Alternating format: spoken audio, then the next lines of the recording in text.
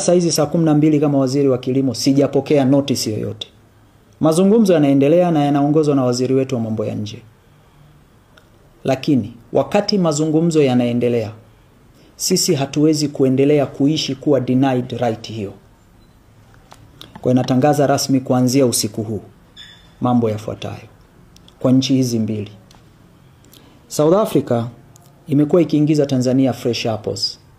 Kwa hiyo kuanzia leo ni marufuku kuingiza fresh apple ya South Africa Tanzania. South Africa inaingiza matunda mbalimbali yakiwepo zabibu na mengine.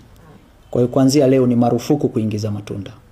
Kwa hiyo hatutaruhusu zao lolote linalotoka Afrika Kusini linalohusiana na kilimo ndani ya nchi yetu. Kuhusu nchi ya Malawi, mpaka sasa hawajafuta notice walioitoa.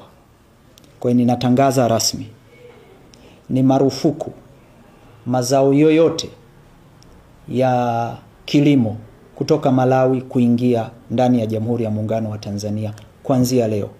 Lakini mbali na hapo, kwa nchi zote mbili hizi, hasa Malawi, hatutaruhusu zao lolote la transit kupita ndani ya Jamhuri ya Muungano wa Tanzania.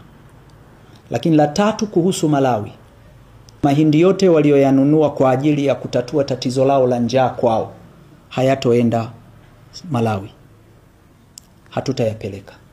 La tatu, tarehe 1 mwezi wa 5 walikuwa wanaanza kuchukua mbolea kwa ajili ya maandalizi ya msimu wao wa kilimo kutoka Tanzania. Hatutaruhusu mbolea yoyote kwenda Malawi. Nataka tu niseme, na hatua hii haihatarishi usalama wa nchi, haihatarishi food security. Hakuna Mtanzania atakufa kwa kukosa zabibu ya Afrika Kusini.